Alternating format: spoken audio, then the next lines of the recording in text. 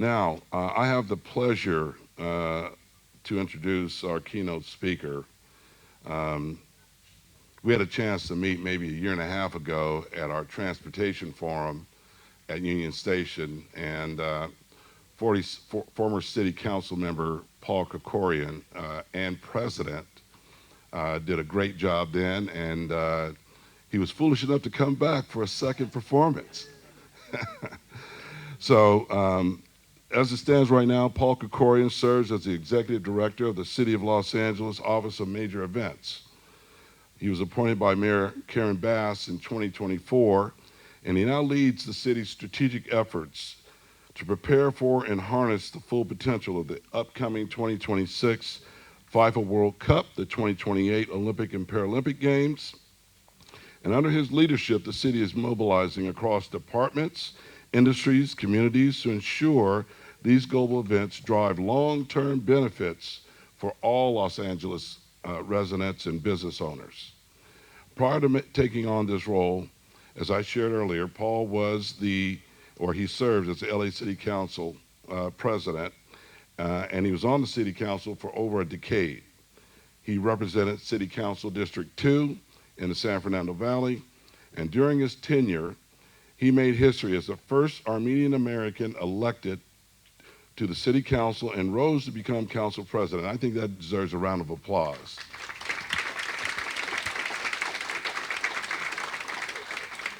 Paul was a leading voice on fiscal responsibility, something near and dear to my heart, Paul. Sustainable growth and economic equity. He championed initiatives to advance infrastructure modernization, climate resilience, and small business support. Today, he brings that deep policy experience, collaborative leadership style, and future-focused vision to his work guiding LA through the unprecedented era of global attention and opportunity at a time when the world is watching, right, with the most recent events. So Paul is shaping how LA not only meets the moment and builds a lasting legacy of inclusion, innovation, and resilience, but he's one of those people that actually responds. When I reached out to Paul both the first time and second time, he, without hesitation, stepped up and said, yeah, Kevin, I'll do this. I'll be there. You don't find that much anymore. I want to make sure that you listen closely to what he has to say, because we try to bring the people to the board or to the table that actually have the answers, have the vision, and will communicate the value that you came to get. So with no further ado, Paul Krekorian, come on out.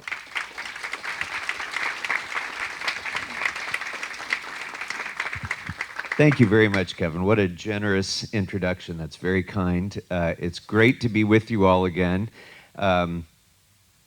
It has been a little bit since I spoke to the BizFed Institute, and this is the first time in my new role. So it's great to be back with you and to reintroduce myself and this new role. As Kevin alluded, Mayor Bass, as I was finishing my term on the City Council after 15 years, Mayor Bass saw that there was a need to have somebody take responsibility for having singular focus on these major events that we have coming up. She has a city to run. She has a lot of things, and if you've been reading the news lately, pretty much every week, every day, there's something new, right? There's a new crisis to deal with. That's the nature of being mayor of the second largest city in America. So she saw a need to have somebody focus specifically on preparation of the city for the major events that we have coming up, and working across jurisdictional lines with stakeholder groups to make sure that the city and the region really was fully prepared. And here's why. Next slide. So we have a lot coming up. Right now, we have the FIFA Club World Cup that's going on. We have the FIFA Men's World Cup tournament next year. In 2027, we have the Super Bowl. In 2028, we have the Olympic and Paralympic Games. And in between all those things, we have some little things like the NBA All-Star Game, March Madness, and other things, as you can see up there. for most cities, the business community would be clamoring to get any one of these events hosted in their city, any one of them, because of what a big boost to the local economy it would be. We have the biggest events in the world coming to Los Angeles, all crammed in within the next 3 years. And if we can go to the next slide, please. It's going to affect not just Los Angeles, but our entire region. And so this gives you a little bit of a sense of, how we're linking arms with our surrounding cities. Next slide. All of these cities have venues within them. And if you go to the next slide, this gives you kind of a geographical sense of what the Olympic and Paralympic Games are going to look like in terms of geography. So each of these numbers is a cluster of event venues. And then beyond this, there are venues even that go outside of this map as well, including as far as Oklahoma City. And let me just touch on that, because everybody asks, why Oklahoma City? Why do you have Oklahoma? Well, there's two events, canoe slalom and softball, that are going to be in Oklahoma City. And the reason for that is, for those two sports, Oklahoma City happens to already have the world-class greatest facility for those two sports already built. And so it significantly reduces costs and significantly increases revenues for the overall games to have those two sports there. And oh, by the way, the senator from Oklahoma happens to chair the Appropriations Committee. And there's some other advantages to having our partners in Oklahoma City vigorously supporting the 2028 games as well. So next slide. So this I just want to touch on this, why this should matter, whether you give a darn about sports or not, why this should matter to our region. Now, next year, as I mentioned, we have 8 matches in Southern California. They'll all be at SoFi. Technically not in my jurisdiction, but it's part of my bailiwick here anyway. So 8 matches of the FIFA World Cup. And this gives you a sense of the scale of the economic impact of those 8 matches. Over $500 million of economic impact from those 8 matches. You can see $250 million in increased wages. And look at the tax revenue increases just from those 8 matches, having people coming into our region. That the boost that we get in tax revenues is phenomenal. Now, the 2028 games, the 2028 Olympic and Paralympic Games, this is not an exaggeration, will be the largest civilian event in the history of the world. It'll be not only the biggest Olympics, the biggest thing anyone has ever done. If we go to the next slide. So that is projected to result in $18 billion in economic impact. And I want to emphasize that to you, because as many businesses are thinking about how they participate in the games, they're thinking about direct procurement. How do I become the supplier of cookies to the athletes of the Olympic Games, or whatever the business is, they're thinking about direct procurement. So LA 28 is going to spend $7.1 billion. That's the LA 28 budget. And for those of you who aren't following closely, there's an organizing committee. It's formed as a nonprofit corporation. That's LA 28. They actually run the games. They do everything as far as preparation of the actual games. The host city does not do that. We make sure the city is prepared to welcome the games. But the organizing committee takes on the burden, raises the funds privately, and does all of that in order to conduct the actual games. So they're going to spend $7.1 billion in doing that. And they're going to bring in at least $7.1 billion, or there's going to be hell to be paid. So I fully expect it, still believe it, absolutely going to hold their feet to the fire on that. But look at the economic impact. It's well more than double that. because it's not just the games. First of all, there's the multiplier effect, of course, but aside from that, every major corporation in the world is going to want to be present in Los Angeles during the games, doing hospitality events and things.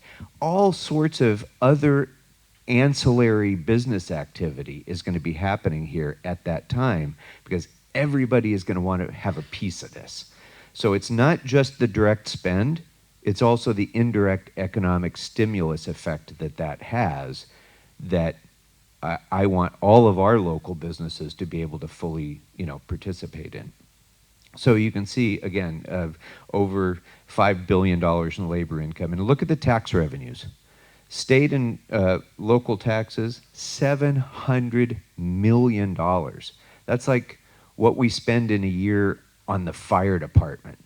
That's how big this is for our region. $1.6 billion in federal taxes, which again, I remind the chair of the Senate Appropriations Committee as often as we can. Federal taxes, $1.6 billion, because we're going to need our friends in the federal government to be helping us in order to realize that. Next slide, please. So aside from the economic impact, and I really want to get the flash poll slide deck because it was just fascinating information that was presented, and much of it tracks what we're anticipating and what we've been planning for.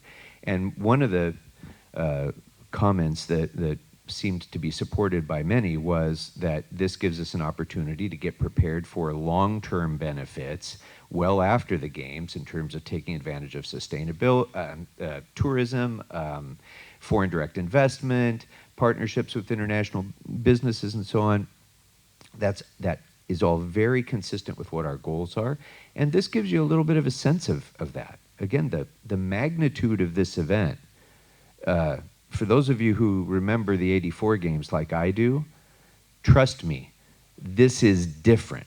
This is so much bigger than the '84 games was. The way we think of it is it's basically like having 7 Super Bowls in our city every single day for 2.5 weeks. That's what the Olympics is. And then continuing in the Paralympics, it's like 5 Super Bowls a day for another 2.5 weeks. So the magnitude of it is difficult to imagine. 15 million tickets will be sold for these events. We'll have, TV viewership. 5 billion people will be seeing Los Angeles during the Olympic and Paralympic Games. And so we have to ask ourselves, what do we want to present to them in that? And in my view, these major events, and none more than the Olympic and Paralympic Games, give us an opportunity for a reset. It gives us an opportunity to reintroduce ourselves to the world, to tourists, to investors everywhere around the world, and put our best foot forward. Next slide, please. Now, none of this would be worth doing if it's just for a month of sporting events. It would not be worth the effort just to put on the games. So we are planning for the sustainable, long-term, continuing legacy of benefit for the people of Southern California as well. And the mayor has envisioned these 9 categories as being our central focuses for legacy. And you see community business and procurement is right up there at the top. And so shortly, LA 28 will be releasing a list of their proposed community business and procurement plan for how to integrate as many small businesses as possible. And these other areas are important areas of legacy as well. Streets and transit, we're already making significant improvements in the countywide transit system with not for the games. There are things that needed to be done anyway, but the games become a motivator. They become a creator of urgency and focus, which allows us to get done things that maybe we wouldn't have gotten to as quickly otherwise. And you see these other areas as well. Youth sports, I just want to point out as well, because we've already benefited from $160 million of advance payments for the LA 28 games that are funding youth sports programs in our parks throughout Los Angeles right now. Community celebrations, this gets overlooked as well, but fan activations, community celebrations can be little neighborhood events, or they can be major undertakings, and this is an opportunity for your businesses as well to be able to benefit. It's Mayor Bass's goal to make sure that this is a games for all, not just people who can plunk down the money that's necessary to go and see a gold medal match, but everybody in Los Angeles should feel a part of this. And that's why we're activating communities throughout Los Angeles, and surrounding cities are doing the same thing. All of those are events that local businesses need to be a part of and need to, find procurement opportunities relating to that. Arts and culture is another one. There's a cultural Olympiad with every Olympic Games. And it's not directly tied to it, but it's kind of an ancillary event to the Games, where sometimes for months leading up to the Games, there are cultural activations, there's all sorts of activities that are focused on the world being in Los Angeles and how do we present the best of our culture. So this is another opportunity for lots of activation by many of your businesses and others. Okay, next slide, please. So here's just an example what I was mentioning about the youth sports legacy. We're receiving $160 million. So far, 500,000 Los Angeles young people have been able to participate in parks programming at a steeply discounted rate because of this funding. And by the time of the Games, we will have served over 1 million participants. And that's going to include a lot of adaptive sports as well. And that's one of the reasons that our first Paralympic Games is so important, because it's an opportunity to change people's perspectives and open their eyes a little bit about the need for full participation in sports and recreational activities. Next slide, please.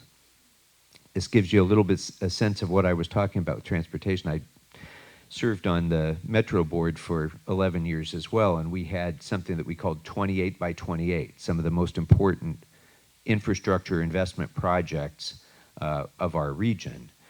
Not all of them were directly linked to the Games necessarily, but again, the Games provide an incentive to get stuff done. We have to get this done by the time the world arrives, and the regional connector is one of the great examples of that. Certainly the LAX Metro Transit Center, the long-awaited connection between LAX and transit. We finally have that station opened. It's not quite linked yet. It will be. There's a little bit of a bus bridge still, but the station, if you haven't been to that station, you have to see it. That transit station is the most beautiful transit station. It looks like it's like an airport terminal. It's fantastic. So that's going to be a great success now that we actually have a large transit system to connect to as well. And you see some of these other examples, the LAX People Mover, the D-Line, Foothill Extension. All of these are things that the Games are pushing us forward.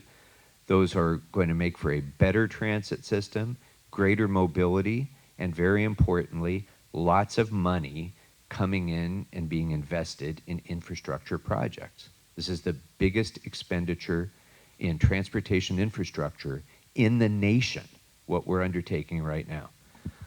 Thanks to Measure M and many of you for supporting it largely. Okay, next slide. So here's a couple of hints for you about how you can get more directly linked to these opportunities. And this is really important because one of the slides in the flash poll was about continuing engagement, and your continuing engagement is going to be vital on the positive side and also on the negative side, because this part is one of the most important parts of my responsibility for me, because I'm the son of a small business person who, was able to give me a good livelihood when I was growing up here in Los Angeles with a high school education, running his business. And I want to make sure that we give that opportunity to as many people here as possible. But also, I want to make sure that like the doctors say, first do no harm.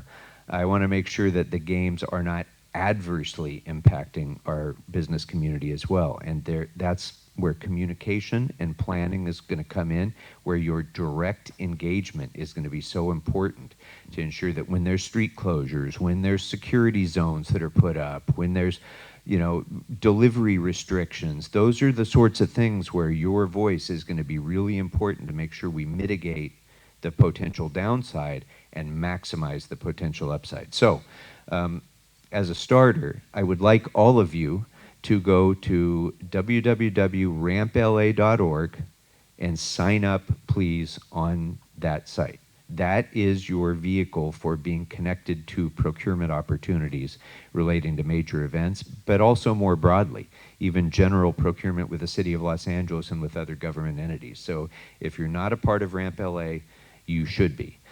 Similarly, Compete for LA is, it's based on the successful procurement outreach that the City of London did for the London Games, and we partnered with the LA Business Council and USC to create that. So competeforla.usc.edu. It's a terrible URL, but anyway, it is what it is. Compete for the number 4. I got to always say that. Competeforla.usc.edu. And the Greater LA Chamber of Commerce has now, I think many of you probably already know about it and perhaps participated in, Get in the Game. It's really a terrific resource, and you see the website that they have for that as well. On that, there are mentorship connection opportunities. There are videos that you can watch at your leisure that help explain some of the, how you overcome some of the procurement challenges. So for businesses who are kind of just starting out and trying to get themselves procurement ready, this is a great resource. And then it's not on this slide, it should be. John, we got to add it to the next slide. Mayor Bass created a new business navigator for the city, which you will find at business.lacity.org. And if you go there, you find all the business resources that the city includes, and especially the business navigator. Okay, next slide, please. Okay.